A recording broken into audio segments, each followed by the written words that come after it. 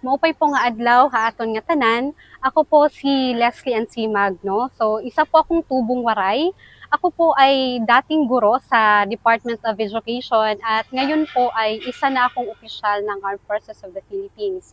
Ako po ay isang platoon leader ng Charlie Company ng 70th Infantry Battalion.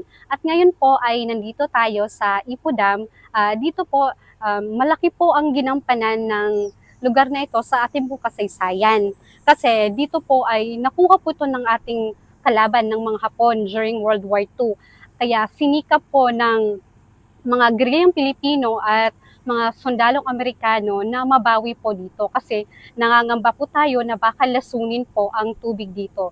Dahil sa pagkakaalam po natin, ang tubig dito ay ito po yung pinagkukunan ng maiinom na tubig ng buong Metro Manila po. So, Ngayon, gaano ang paghahanda ng 70th Infantry Battalion para i-defend din yung ating infrastruktura na katulad nito na hindi mapasak kamay ng mga dayuhan? So, ngayon po ay meron po tayong mga nakadeploy na tropa po dito. So, nagdi-deploy po tayo ng tropa dito upang mapanatili po ang kaayusan at masiguridad, yung security po ng lugar na po to. And then, ang kumuha kasi rito, ang bumawi dito ay mga guerrillas na Pilipino Yes. at mga Amerikano Yes. ng World War II. Napakalaki yung gera rito. Ngayon, paano nyo hinihikayat yung ating mga kababayan din na kung sakali may banyaga, ay magkaroon din sila ng spirit ng ganun tapang para depensahan ng ating bayan?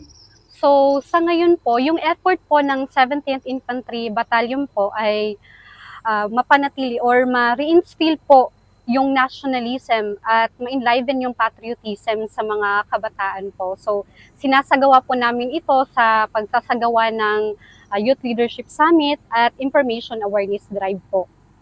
So, sa Information Awareness Drive naman po ay dito po ay pinungpukaw po namin sa mga kabataan po yung pagmamahal po sa ating bansa po. Dahil ang alam ko po ay ang laban po ay hindi lamang po sa operasyon, kundi nagsisimula ito sa paghubog ng isip at puso ng mga kabataan.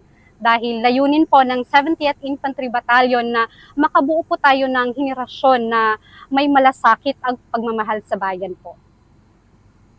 Yan ang 70th Infantry Battalion represented by Second Lieutenant Magno. Maraming salamat.